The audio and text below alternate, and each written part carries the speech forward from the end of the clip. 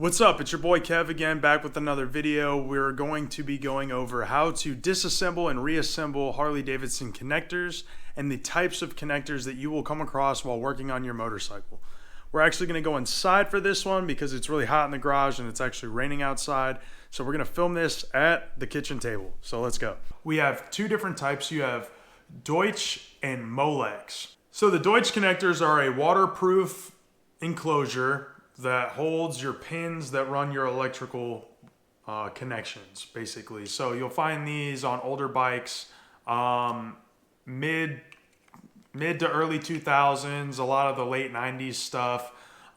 You'll find a lot of these, which is a waterproof connector, and they're pretty solid. You can get these fairly common on Amazon. You can buy whole kits of them, which is what I have. I use these on all of my projects. And then the other one, which I don't have an example of, sadly, is a Molex connector. Now, the only real difference, this is just a cap for a Molex. The only real difference is the pins. So on a Deutsch connector, you have round male pins, and then on a Molex, you have flat male pins. On the female side, for Molex, you have a square female pin. And then for the Deutsch connectors, you have a round male or female pin. So then they fit together like that. Now let's take a little closer look on how you can assemble these and how you can take these types of connectors apart. And like I said, they're basically the same. I don't have an example for the Molex, but it is the same process, assembling and disassembling. They just look a little different, and the Molex are used on newer bikes. But assembly and disassembly is exactly the same. There's no worries about that. You use the same tools, and I'll show you how to do it right now. All right, so now to get into this, basically, I just set up a little example piece, and this is a 3-pin Deutsch connector. It has the round female pins in there, if you can see that. 3 round pins in there. And to show you an example, this is a male. This is a male pin, and it slides directly into the female pin. So this would be on another wire, on another connector, but we'll get to that in a second. So first things first, to disassemble these, all you really need is a flathead screwdriver. And on the Molex, you need a flathead, and you need a, it's hard to do this in front of the magnifying glass. On a Molex, you need a flathead or a pick and a paper clip. So on a Molex, this centerpiece, where'd it go? On a Molex, this piece is actually white or like almost like a clear color, and it's actually embedded inside of the connector. And what you do with the Molex is you actually pull it up a little bit with either a hook or a dental pick, which I typically use. With a Molex, I typically use a pick like that. So what we're gonna do now is we're actually gonna come in here, and there's little latches right along the actual pin. We're gonna actuate that latch, and we're gonna pull this wire out of there. So I had to do it off camera so I could actually see, but all we did was activate the latch or disengage the latch, and now we can pull this out of the connector and the packing, and there you go. You have your round pin Deutsch connector just like that. For reassembly, all you do is push it back through until you hear a little click, which I'll hold up to the microphone. It's kind of hard to hear, but there it was. And then for the weather seal, all you do is push it back in there. I'll show you how to make one of these connectors right now. So all we're gonna do is we're gonna take a little piece of wire, and we're gonna cut it. We're going to strip the end of it, like so. So you want no more than about a 1/2 inch of wire sticking out, and then all we're going to do is slide them together like so.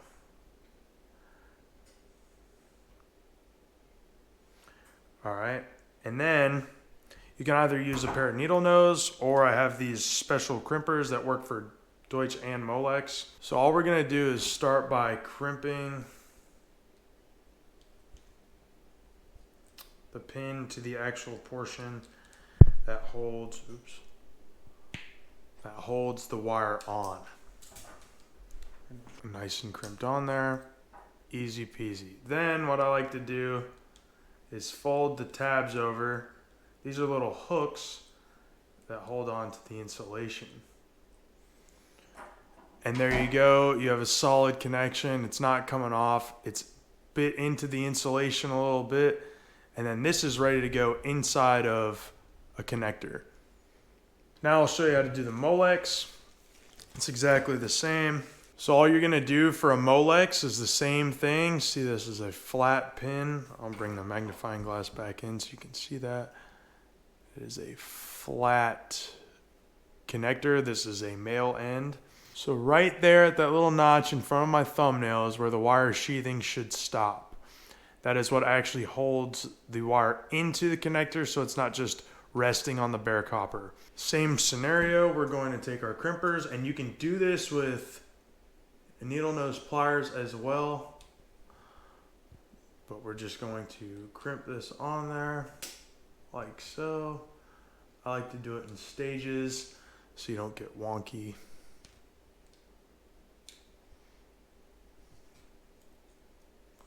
And then for your sheathing,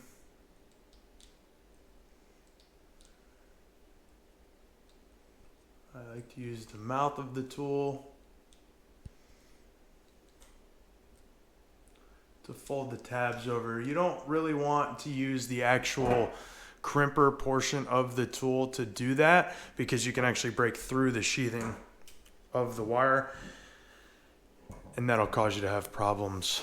So if we look through our magnifying glass, see right there, we're crimped all the way around, and this is ready to go inside of your Molex connector. Now, when you do a Molex connector, there's a little tang up on the top right here.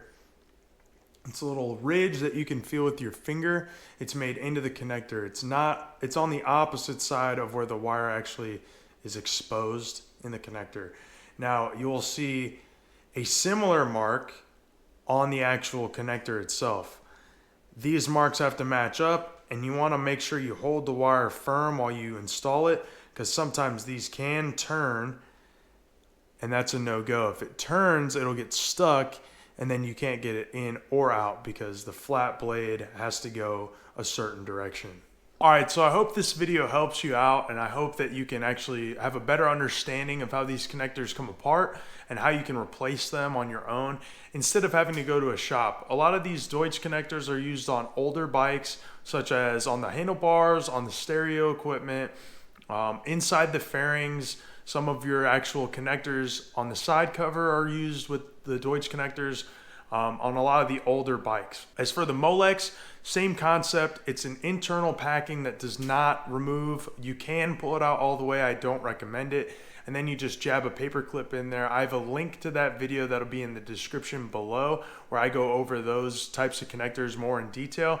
But this one is more about how to make your own pins or install your own pins, and to use Deutsch connectors, which you can find very common. A lot of auto parts stores have them, and a lot of and you can find them on Amazon, which there will be a link to a kit in the description below. They're very useful if you're going to be doing any installs of stereos, headlights, or accessory lights. That way you don't have a bunch of heat shrink and solder joints that you can't disconnect. So if you put LED lights on your saddlebags and it doesn't come with a connector, these sets are great to have, and it's a great tool to understand and know. The tools I used are just a pair of strippers, and then these are specific Deutsch Connector crimpers, which I'll have a link to below.